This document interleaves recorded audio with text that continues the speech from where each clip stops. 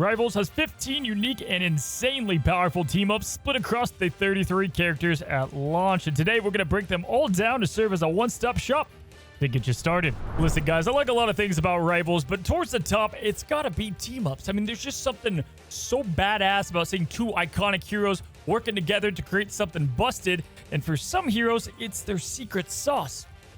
The only problem is it's too secret. I mean, they're kind of tucked away in a hidden off menu, or it flashes quickly on screen when you watch somebody lock up your favorite main. And some of them are extremely busted and game-changing, and others you probably shouldn't be using at all. So there's a lot to break down today. Let's go and jump on in. Now, the most important thing to know about team-ups is that one hero is the leader of the team-up that will initiate it, and this character will be getting a seasonal bonus, which is always a stat boost within that given season, and it will change in some form or fashions as seasons come and go. And then the other side of the team up, being one or two heroes, will be gaining an ability. Now, kicking it off, guys, we have Ragnarök Rebirth. Now, this one's pretty simple. Hela's going to get a 20% damage boost, which is obviously really good for her kit, and this will help boost the rest of it because when she lands a final hit and earns an elimination, she can instantly revive Loki and Thor, and if they're not dead, they're going to get bonus health. Now, this isn't a must pick by any means, and sometimes you won't even be able to tell, but with the right Hela, you can absolutely snowball with Thor, and you can be even more annoying as Loki. He's already very shifty, so extra survivability is always nice. I will be honest though, sometimes the revive just means, honestly, another death depending where it is. Next up is Metallic Chaos, and Scarlet Witch can infuse chaos energy into Magneto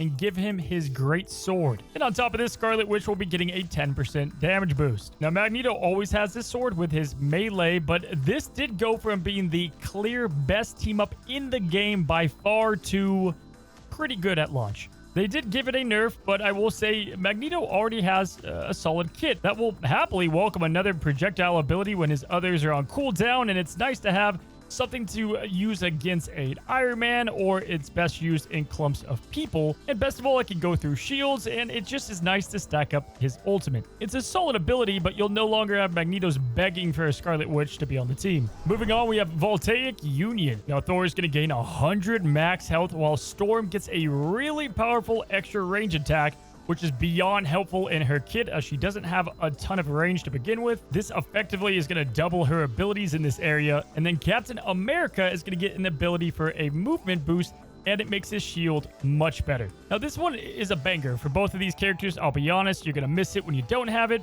You're not going to often have Captain and Thor on the same team, but Storm and Thor is a common power duo. All right, so Planet X Pals, guys, it's adorable. We love it. It's cute. It's awesome. Groot's going to gain 150 max health.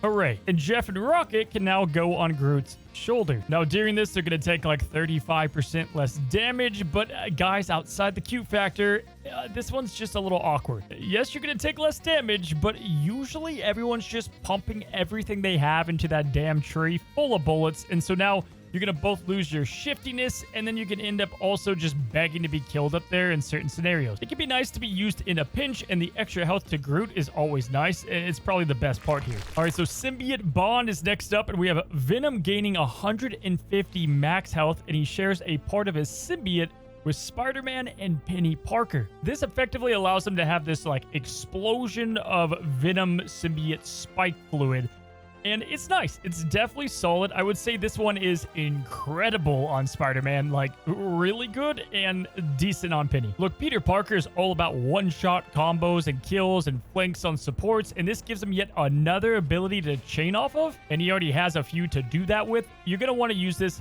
as much as possible and all the time. If you have a Venom friend and you play Spider-Man, welcome to heaven. Whereas Penny, it's nice and it does complement the kit a bit when people come to you, but it's not needed. Moving on, we might have maybe the best of them all in Ammo Overload. Rocket is going to gain 5% healing, which is great, and he gains access to an additional device that can give both Punisher and Winter Soldier unlimited ammo and faster firing.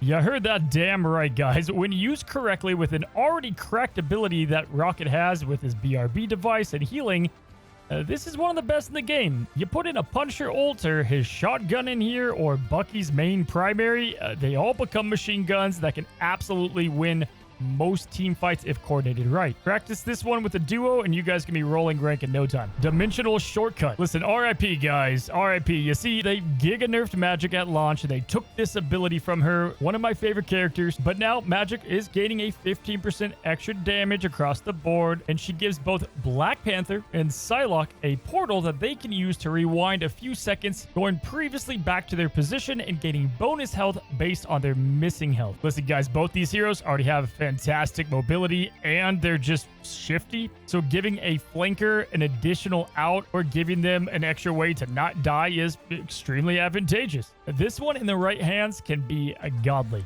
All right, Lunar Force, guys. Short and sweet. Cloak and Dagger. Gain 15% healing, which, to be honest, is a pretty massive amount for their kit. And then Moon Knight is going to gain a Dome of Invisibility, which, given his kit, I found personally really helpful a lot of the time to set up a barrage of my Crescent Darts towards an objective. It's a nice out if you need to lose someone quickly. It's good, not great. All right, so Guardian Revival. Adam Warlock is going to gain 15% healing, and he gives Star-Lord and Mantis one of the most broken things about his own kit being Cocooned Revival. This, of course, is going to allow the player to get a free revive every so often that they can go find somewhere safe and, of course, revive their character when they die. Now, this is huge for someone like Mantis because when the opponent picks off a support, well, having that life again is massive in team fights. And as far as Star-Lord, you know, this allows him to just be a little more reckless and even better. So it's definitely solid and one of the better ones in the game. Moving on to Chilling Charisma. Luna Snow's going to gain 15% healing, which again, massive amount. And Namor and Jeff are going to gain ice abilities. Now, this quite honestly is one of my personal favorites. So Namor typically has 2 turrets. He's going to gain an additional kind of third turret, although you can only place 2 at a time. This one's going to have a slow effect to it, which is nice for choke points and capture points. I wouldn't say it's like game-changing, but it's definitely nice to have an alternative if you're running low on cooldowns or to have something with a right click.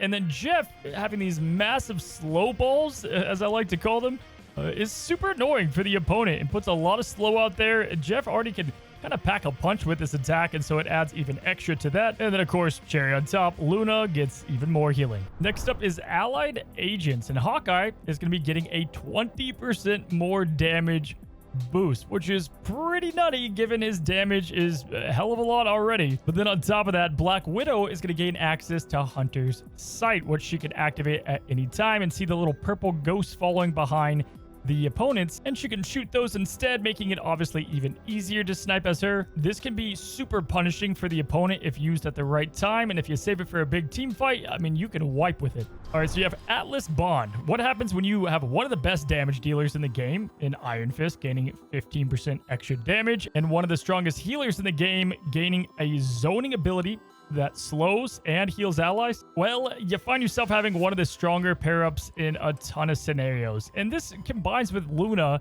already having benefit with a bunch of other characters, and so you can have a massive team of team-up abilities. Next up, ESU Alumnus, and this is Spider-Man and Squirrel Girl, and Spider-Man's going to gain 10% damage, which is always welcomed. And Squirrel Girl is going to get an additional CC, which if you don't know what that means is a way to control your opponent. In her case, that's, you know, throwing the big acorn and stunning them. And on top of that, it's also a pretty strong attack. You're not going to see this one super often. I mean, again, anytime you give someone like Squirrel Girl, who doesn't have a lot of abilities, a whole extra thing in her kit, it's definitely going to be good. It also just synergizes with everything else she has, so you're definitely going to love having more of it. All right, we got 2 more left, guys. The Fastball Special. You're going to have Hulk gaining 150 health. And listen, straight cool factor, it's a 10 out of freaking 10, right? I mean, come on. But the usefulness, it's, you know, it's okay. It's good as an initiator. And, you know, you got to be sure that Wolverine has some support behind him, either a nice follow-up or the healers, because, you know, if the Hulk decides to throw him right into the action, he can be pelted down pretty quickly. But I do think there's going to be some cool ways we see this competitively, and it might age better as Wolverine gets more figured out. Lastly, guys, we have Gamma Charge, and that is Hulk charging Doctor Strange and Iron Man with some abilities. So Iron Man, whenever he does his armor overdrive, which you're going to use all the time, he gets some gamma upgrades to it, and it's actually pretty good. You'll notice it if you do use Iron Man a lot. And then with Doctor Strange and using your explosion of dark magic, you're going to get a hint of gamma into that as well. And so definitely both these are good. It's a nice complement to their kits. It's not like the other ones where you're just you know, having this godly ability added on, but it adds a nice little extra. All right, guys, so that's gonna be it. That's all the team ups that you may or probably may not be seeing in all of your matches, and hopefully it gave you a little bit of a better understanding of everything out there. I wish you guys good luck in your matches. If this video did help you out, subscribe down below. It helps me out massively. And until the next one, have a good one, have a great one, and happy rivaling.